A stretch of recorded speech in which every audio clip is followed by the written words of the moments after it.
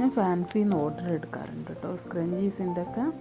അപ്പോൾ ഇപ്പോൾ സ്ക്രഞ്ചീസിൻ്റെ ഓർഡർ കിട്ടിയപ്പോൾ ഓണം കഴിഞ്ഞിട്ടാട്ടോ ഞാൻ ഈ ഓർഡർ കൊടുത്തത്.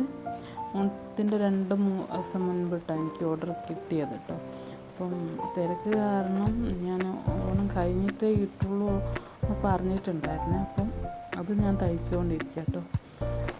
ആദ്യം കറക്റ്റ് അളവിൽ എടുത്ത ആ ഒരു പീസ് ജോയിൻ ചെയ്തെടുത്ത് 2 സൈഡും നല്ല വശം ഉള്ളിലേക്ക് ഇട്ടിട്ട് അത് ജോയിൻ ചെയ്തെടുക്കുക ചെയ്തത്. എന്നിട്ട് അത് വീതിക്ക് ഇട്ടിട്ട് ഒരു വശം ഉള്ളിലേക്ക് മടക്കി വെച്ചിട്ട് മറ്റേ 2 വശം കൂട്ടി യോജിപ്പിച്ച് തയ്ച്ചെടുക്കുക ചെയ്യുന്ന കേട്ടോ.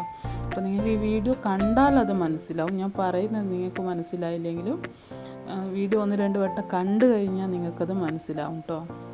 അപ്പോൾ വളരെ എളുപ്പത്തിൽ തയ്ച്ചെടുക്കാൻ പറ്റും.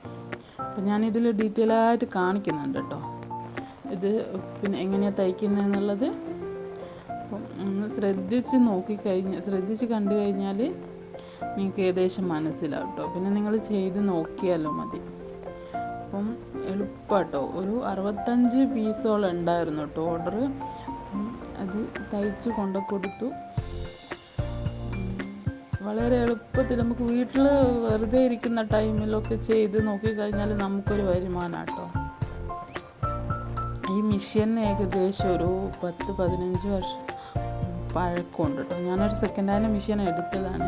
ഞാനിപ്പോൾ എടുത്തിട്ട് തന്നെ ഒരു 10-15 കൊല്ലമായി എന്ന് എനിക്ക് തോന്നുന്നത്. ഇപ്പോൾ മെഷീൻ മാറ്റാനായിട്ടുണ്ട് കേട്ടോ. ഏകദേശം മെഷീൻ പോയിട്ടുണ്ട്, തയ്ച്ചിട്ട് കിട്ടാത്ത അവസ്ഥയൊക്കെ ആയിട്ടുണ്ട്. പിന്നെ മാറ്റണമെന്നൊക്കെ ഞാൻ കരുതുന്നുണ്ട്. സാഹചര്യം എത്തിയതാത്തോണ്ട് ഞാനൊന്ന് ഇട്ടിരിക്കുക കേട്ടോ. മെഷീനൊക്കെ മാറ്റണം, അങ്ങനെ ഒരുപാട് പരിപാടി ഉണ്ട് മനസ്സിൽ.